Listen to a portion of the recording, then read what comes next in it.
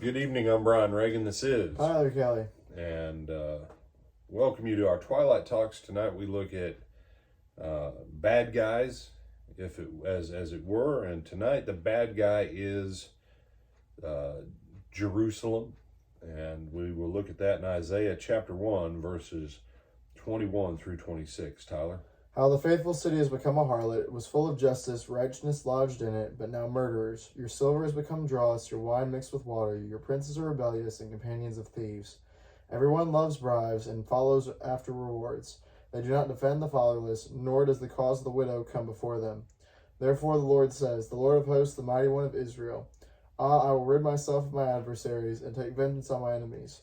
I will turn my hand against you, and thoroughly purge away your dross, and take away all your alloy. I will restore your judges as at the first, and your counselors as at the beginning. Afterward you shall be called the city of righteousness, the faithful city. All right. So, verse 20 we looked at this morning. If you refuse and rebel, you shall be devoured by the sword. The loud of the Lord of the mouth has spoken it. Mouth of the Lord has spoken it. So, here's what he says about Jerusalem. And this principle applies to nations just in general. Your money has become contaminated. It's not worth as much as it used to be. AKA, your silver has become dross. Okay? Your wine is mixed with water. Everybody's watering stuff down. Okay? It's not the same quality.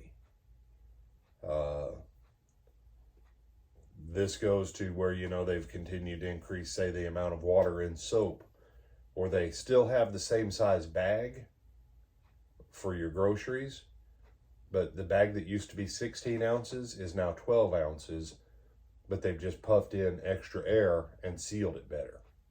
Okay? This thing, you're not getting what you're actually paying for, right? Your princes are rebels. Meaning your leaders are as criminal as the criminals. Right? They're companions of thieves. Everyone loves a bribe. And if you'll pay them a little bit, give them something on the side, they'll help you get what you want. Okay? In exchange, what? They don't defend the fatherless. This isn't talking about family services and children. No, this is children who don't have parents. Now, you say, but what about, look, America has plenty of children who have parents, but because the whole culture and the whole society is basically broken down, right? Parents aren't any good anymore. Therefore, the children aren't any good. Okay? But where does it start? It starts with stuff like this. If you won't defend the inheritance and property and financial rights of the fatherless, you're not going to take care of anything else. And widows can't get a hearing. Why? Because the fatherless and the widow don't have the ability to pay the bribes, to buy the people off that are the companion of thieves, to try and get them to do what's right.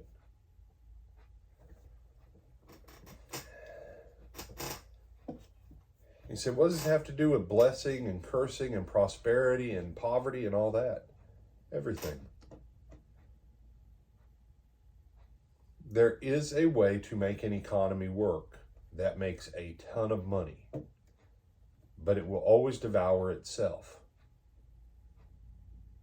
Now, you can prop it up by printing money and making your silver even more like dross, right? And you tell people the new drossy silver is worth as much as the old non-drossy silver.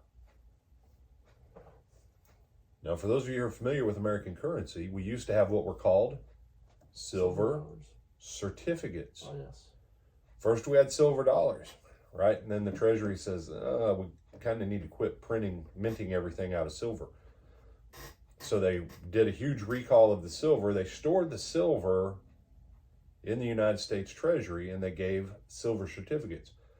But they were limited in the amount of certificates they could issue. Why? Because You can't have more money than you do actual Money. silver and gold. And a silver certificate said, this silver certificate entitles the bearer to show up at the U.S. Department of the Treasury and present it and say, I want real money, not this government certified certificate of you owe me, government. Isn't that an interesting thing? The silver certificate said the government owed the citizen, not the other way around. Not the other way around.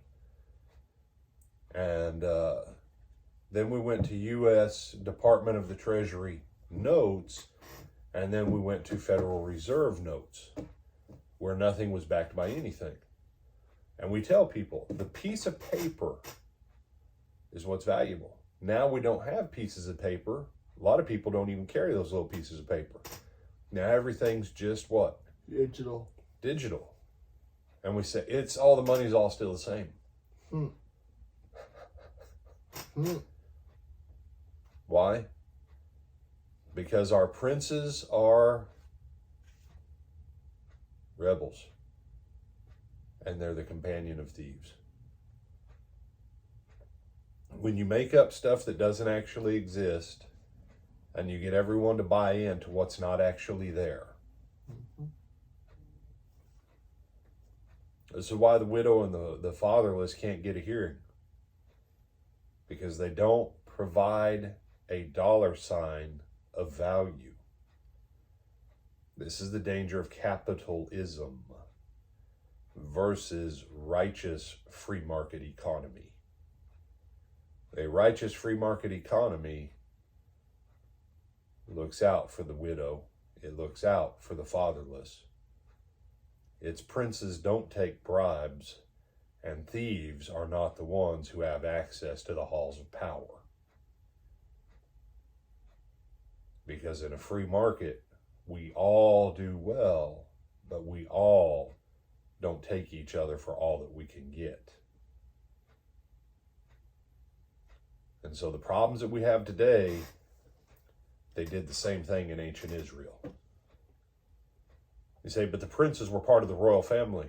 Do you think princes who know they're not going to be king can't be bought and still influence stuff for you? 99 out of 100 senators know every single presidential election, they are not going to be picked to be the presidential frontrunner for their party. But they still hold a high place. And however many representatives we have right now. At least 2. No, representatives. I know, I said at least 2. Yeah. 400, whatever it is. So out of that, all but one of those knows they're not going to be picked to be the top dog for their party. Because each party can only pick one top dog. And anybody else who tries to run a different party gets froze out by the system.